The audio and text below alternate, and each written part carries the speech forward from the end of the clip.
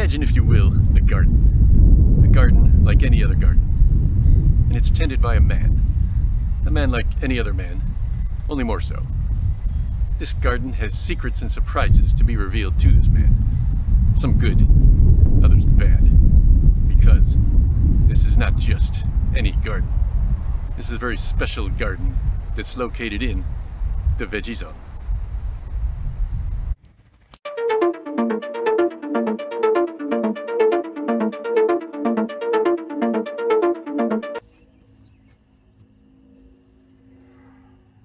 I thought I'd go ahead and repot my tomatoes because they were getting leggy. I'll put them in these little 3-inch pots and continue their growth from here on.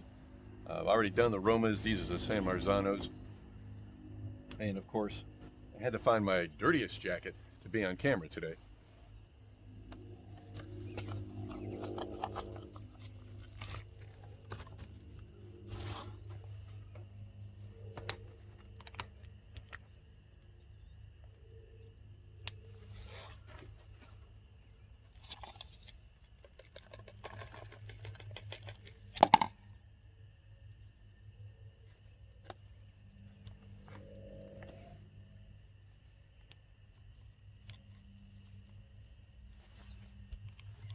Always like to make my audience feel part of the action.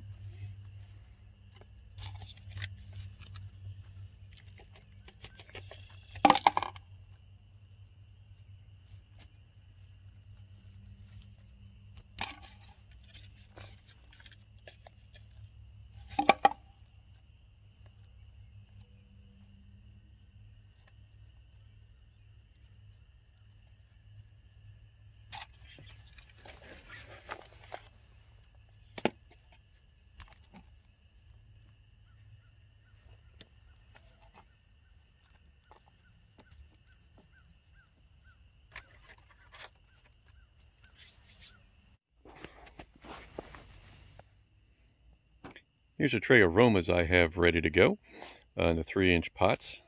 I'm potting extras. I think what I'll do is take some up to the farmer's market when they grow and they're a little bit bigger, of course, and see if I can sell them. Shoot, I have the extras to work with anyway, so why not?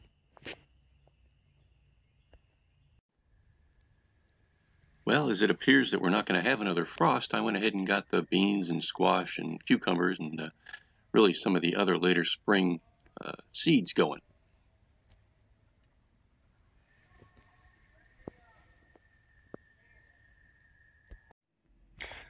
Remember I had mentioned last time that the spinach and the Paris cos, the romaine, didn't really germinate well at all. So I threw some more seed in and watered it, and it's been waiting for something to happen. Well, as you can see, there's some spinach over there germinating. There's some Paris cos germinating. But it took a while, and well, I kind of did something else too. He cheats. Yep. Not the specialized seed germinating heating pad, but no, a regular old heating pad. And that's only been on it for maybe a day. Now, I'm not recommending you use standard heating pads to germinate your seeds. They make specialized heating pads for that take moisture into account and all that kind of stuff. But it worked for me, and I was really careful. Now we're out here in the garden, and what I'm trying to do when I come out here now is walk the rows, and I'm looking for weeds and stuff to pull, keep it clean. Really, the only weed that I'm seeing that's giving me a problem is wild onion. Wild onion, if you don't know, looks like a standard onion and a little bit miniature. Grows 6 or 8 inches tall, I think, at tops, and it's got a bulb on the bottom. And pulling it out is a bit of an adventure because it is not the easiest thing to do to bring the whole bulb up intact.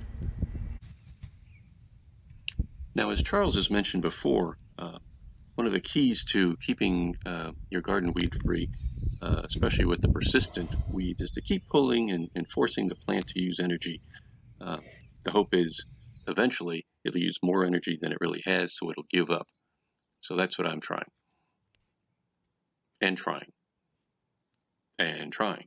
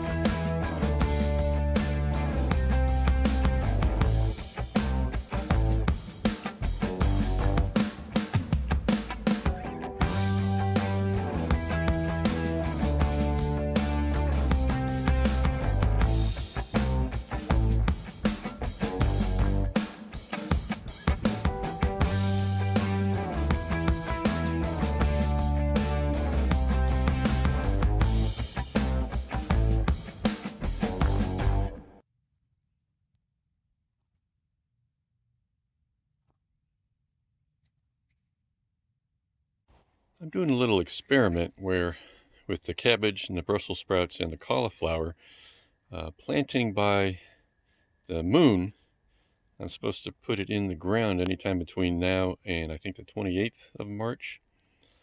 But I'm taking several of each and I pricked them out and I planted them separately to plant them at the end of the month or towards the end of the month as well.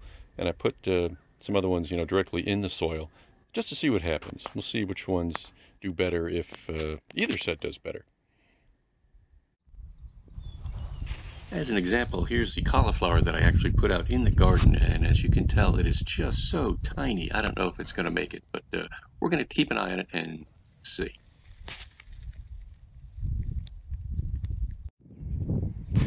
Now, when I originally laid out the garden, I allowed for 8 planting rows. And as I laid those out and I started it, I realized that the walking paths in between were going to be so narrow that it was going to give me a hard time when stuff started growing. So I reduced it to 7, and I thought I'd leave the center row here a little bit wider just in case I needed to get a wheelbarrow in down the way.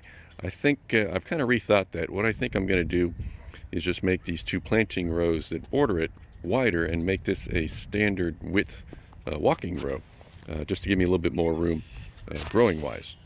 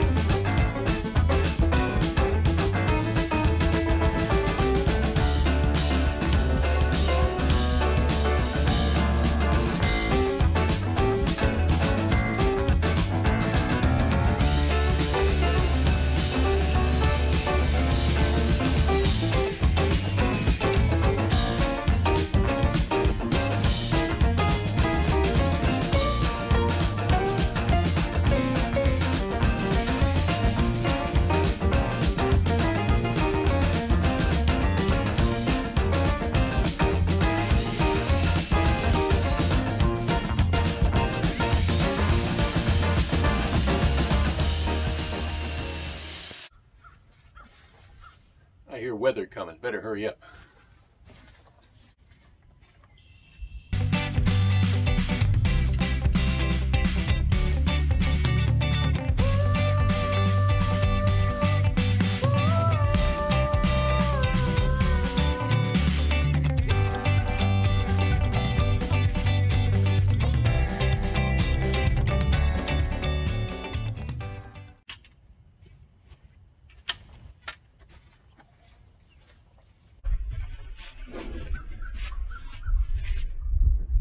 It's now a couple of days later. We had a really heavy rain not too long after I was working on the holes there.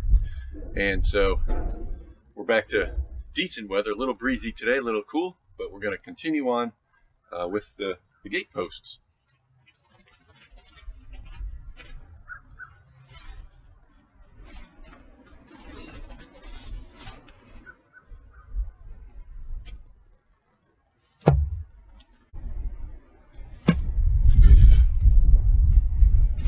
Nice.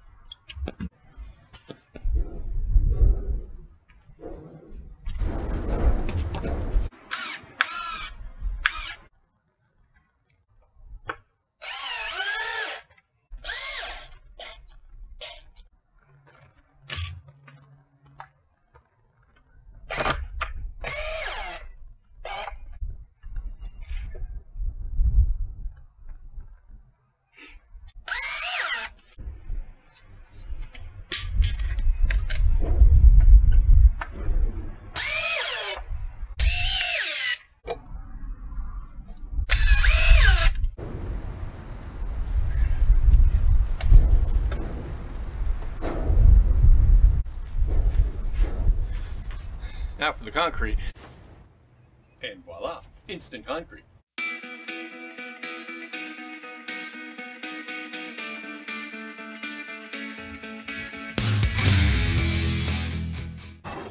And done. After I put up the gate posts, it was time to start putting up the fencing around. I was using poultry netting, and this stuff was wrapped with what seemed like a quarter-mile of wire around it just to keep it together. As you can see, the trench all around, especially down the fence line there, what I did was dug all the way around, and I'm going to bury that several inches down as well. Okay, I've learned a few things already, and I just go over those real quick. First, these I'm trying to use these 4 and 6 packs of real thin plastic ones to sow and maybe even transplant. These are way too thin for anything. They don't really work. Even these 72 packs here that I got, they're a little better quality. They'll probably stand up a little bit better, but they don't hold enough plant material. There's not a whole lot of compost in them, and they're just not big enough. So I'm gonna really have to go online and find exactly what I want and order those, and order a bunch of them and have enough. Now, something else that's gone across my mind recently is the utilization of the actual whole garden beds for the whole year. In the spring, I think I can do a pretty good job of planting out to make sure the vast majority of the space is used.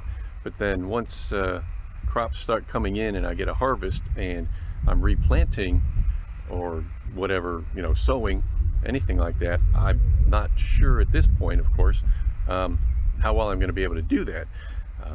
Now, the primary purpose of the garden is actually for us just to eat from. I will be experimenting on selling some of it. You know, I'll take some to a farmer's market, and we've got the tomatoes for the Italian restaurant nearby. We may go a little bit more than that, who knows. But for example, the farmer's market, I'm not sure what the major sellers would be. One reason that I reduced the beets and increased the broccoli is because, well, my wife likes broccoli, so I had to put some in. But and I like beets, strangely enough. But I really had a bad idea about selling a whole lot of beets around here, but I may be wrong. I don't know. We'll find out. But that's part of what's going on in year one, to figure out what to plant, how much to plant, and what to come back with. And we'll see how it works. Quick update on the cold frame. The lettuces are doing great. They're coming along. The real leaves are coming out. Those peas I got to get in the ground like yesterday. And the onions and everything else look good. Well, that's going to do it for this time. Thanks again for tuning in to Dan's Veggie Patch, and I'll see you next time. I wish it was that easy for all of them.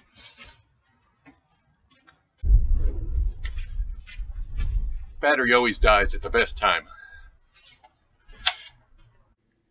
I did 2 takes perfectly, so I have no outtakes, sadly, to show you. My only regret is that my paper cigarette prop had no smoke coming from it, so that part of the realism was lacking.